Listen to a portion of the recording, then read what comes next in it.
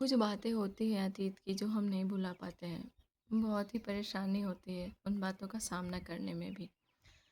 तो इसलिए मैंने आज एक चैप्टर पढ़ा है आचार्य जी की किताब का, जो कि है ट्रुथ विदाउट अपॉलजी की, चैप्टर नंबर 166। तो मैं आप लोगों के साथ साझा करना चाहूँगी। मैं चाहती हूँ आप लोग भी सुने और समझें, आप लोग को भी समझ आए और आप अपने अतीत से बाहर निकलने की कोशिश करें। तो चलिए हम लोग स्टार्ट करते हैं। अतीत को भूलने की कोशिश करना अतीत को थामे रखने का सबसे पक्का तरीका है। क्या आप जानते हैं कि किसी चीज़ को कैसे याद रखते हैं? तो बताया जा रहा है कि दो तरीके हैं जिससे हम अपनी अतीत को पकड़े रहते हैं। तो पहला क्या है कि हम हर जगह रिमाइंडर सेट करके रखते हैं उस चीज़ को याद रखने के लिए, और दूसरा है हम रोज़ कहते हैं कि हमें ये बात को भूलना है। और जब हम कहते हैं कि भूलना है तो हमारा दिमाग उसे और याद करता है। और ये जो दूसरा तरीका है, यह किसी बात को याद रखने का या किसी चीज़ को याद रखने का और बिल्कुल नहीं भूलने का बिल्कुल ही पक्का तरीका है। तो देखिए, मन अच्छी तरह से जानता है किस चीज़ को भूलना है। तो एक एग्जांपल ले सकते हैं हम अपनी लाइफ में कि सुबह से हम बहुत चीज़ें करते हैं। क्या शाम तक या रात तक हम हूबहू बहू याद रख पाते हैं कि हमने सुबह क्या खाया था या सुबह हमने क्या किया था? सुबह से रात तक नहीं ना। तो ये क्यों होता है? मन अपने आप भूल जाएगा, लेकिन हम उसे ज़बरदस्ती भूलने नहीं देते। हम मन को किसी चीज़ को कैसे भूलने नहीं देते। अब देखते हैं कि क्या होता है जो मन नहीं भूल पाता। हम क्या करते हैं जिसे मन नहीं भूल पाता? उस चीज़ को महत्व देकर।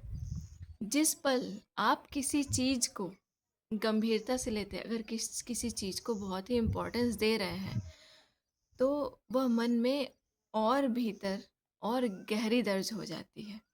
इसलिए तो पूछना क्या है, यह मत पूछो कैसे भूलें, यह पूछना है तुच्छ बातों को गंभीरता से कैसे ना लूं। क्योंकि जो इम्पोर्टेंट चीज़ें हैं मन वही याद रखता है।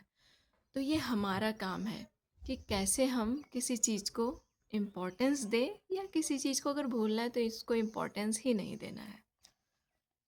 हमारी समस्या यह है कि हम तुच्छ बातों को, ट्रिवियल चीज़ों को गंभीरता से लेते हैं, और जो सच में महत्वपूर्ण है उसका हमें कोई बोध नहीं।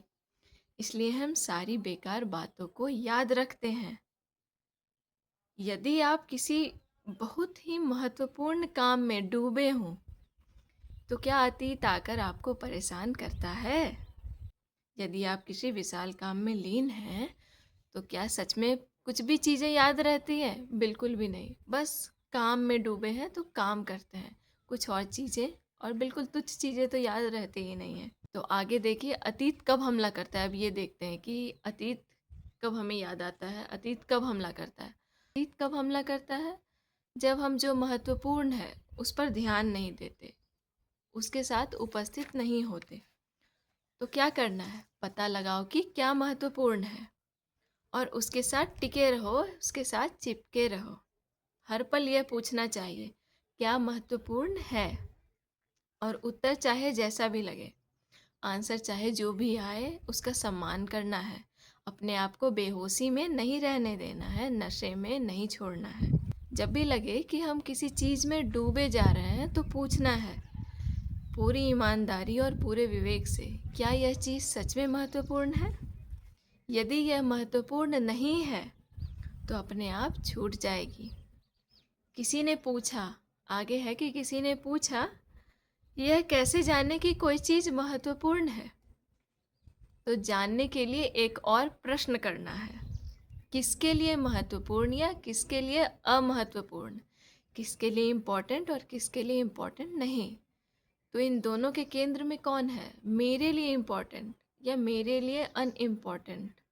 मेरे लिए कुछ महत्वपूर्ण होगा या अमहत्वपूर्ण होगा, तो मैं केंद्र में है। अब मेरे लिए क्या महत्वपूर्ण है, यह मेरी वर्तमान अवस्था तय करेगी। तो अभी मैं जैसी हूँ वही अवस्था तय करेगी कि मेरे लिए क्या ज़रूरी है, क्या ज़रूरी नहीं है। मेरी वर्तमान अवस्था बंधन, भ्रम और अविवेक की है। इसलिए जो मुझे स्पष्टता और स्वतंत्रता देता है वही महत्वपूर्ण है, बाकी सब तुच्छ हैं। अगली वीडियो में हम ऐसे ही किसी महत्वपूर्ण बात को समझने की कोशिश करेंगे।